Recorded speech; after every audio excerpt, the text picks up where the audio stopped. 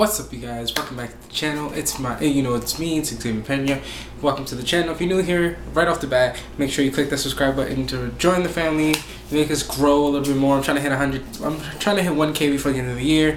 Hopefully, you guys will help me get there. But without out of the way, let's get into today's video.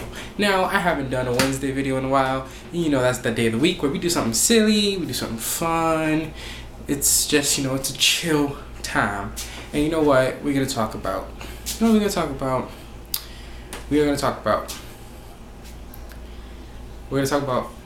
experiences. Now, stay with me for a second, okay?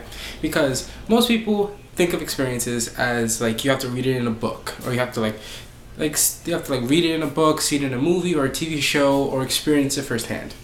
Now, yes, seeing firsthand experience is always the best way to gain proper experience with something, whether it be learning a new ability, like learning how to cook or learn how to drive, or whether it be to learn about something new about the world, like about nature and stuff like that, then first-hand experience is always the best, of course. But when it comes to like telling stories or something like that, most people think you have to see it in like a book or in a movie, and it's like that's not always the case, okay? Because most of the time, movies are just ideas in somebody's head that they chose to put out there in the world. And that's, more often than not, that's where a lot of the ideas originate from. They originate from somebody's creative imagination, and they think that their idea is good enough to share with the rest of the world, so they put it out there for everybody to enjoy. And the same goes for video games. And the reason I'm making this as a Wednesday video is because video games are not seen as a crucial medium when it comes to storytelling as much as movies and TV shows and stuff like that, because most people see video games as something for like young people or for like geeks and nerds and stuff of that nature. And you don't have to be a geek or nerd to enjoy video games. Obviously, geeks and nerds enjoy video games more than other people would, because those are meant for us. We're the people who give those franchises popularity, so of course they're going to be made for us, but you do not have to be part of that group in order to enjoy them, okay? Perfect example are storytelling games, such as Life is Strange, that I recently finished on my channel. What else? All Telltale games, like Tales from the Borderlands, the Game of Thrones game, stuff of that nature. Stuff that tells a coherent story, and it's your job to guide yourself through that story, making your own choices and building the story that you want to see.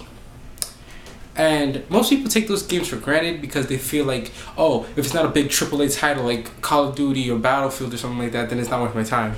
And that's not entirely true, because yes, a lot of mainstream audience enjoys AAA titles like that, but those storytelling games have an audience of their own, and those audiences are actually pretty damn good. Let me explain. When I was first learning about Telltale, I didn't really know much about them other than they made a Walking Dead game like 4 years ago, and they're about to finish it.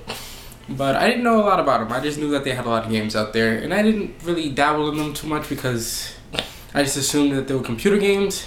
But lo and behold, I was completely wrong. But yeah, I didn't really know much about Telltale other than the Walking Dead game.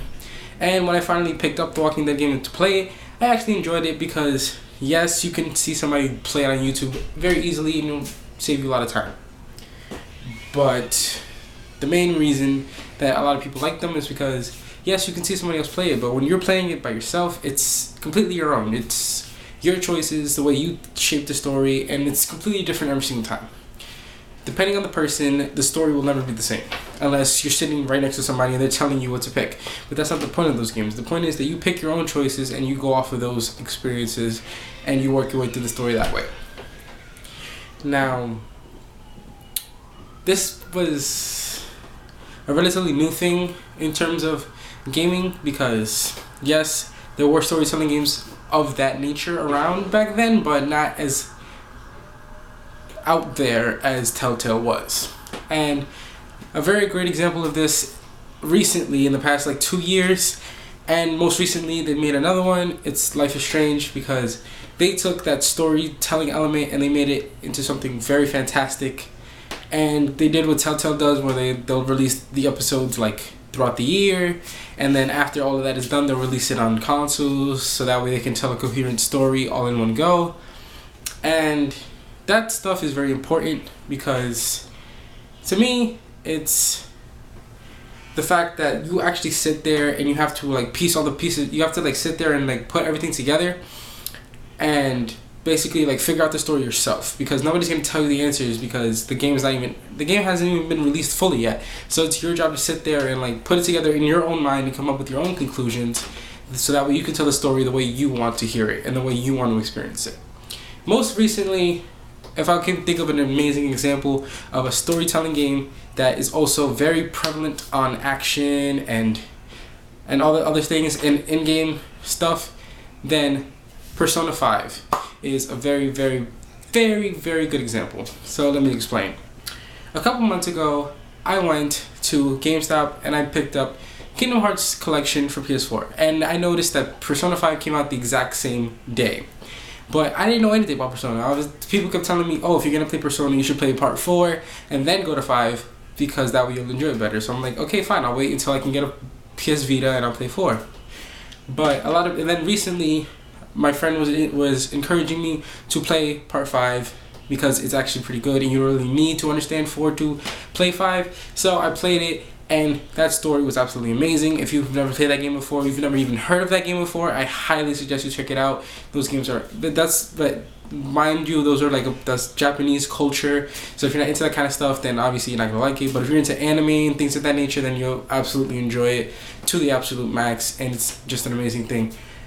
But the reason I'm talking about this on a Wednesday video is because video games are often considered something silly, something superficial, something that only young people can play.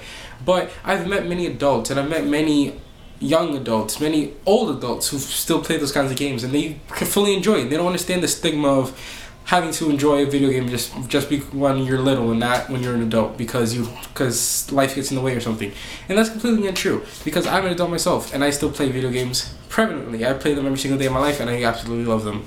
So I never understood that part of it, but I guess everybody has their preference. But judging on how popular video games are nowadays compared to movies and TV shows, then, well, you can kind of see my confusion. But anyway, I'm going to end this video here. Hope you guys enjoyed it. Hope it wasn't too boring for you guys. I know I was just talking. I wasn't really doing anything. Next week, I'll have something more exciting for you guys on Wednesday. Don't you worry about that. And as always, my name is Xavier Pena. This is my video, and I'll see you next time.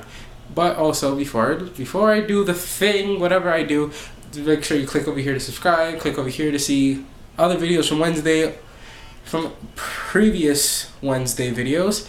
And I'll see you guys next time. Peace.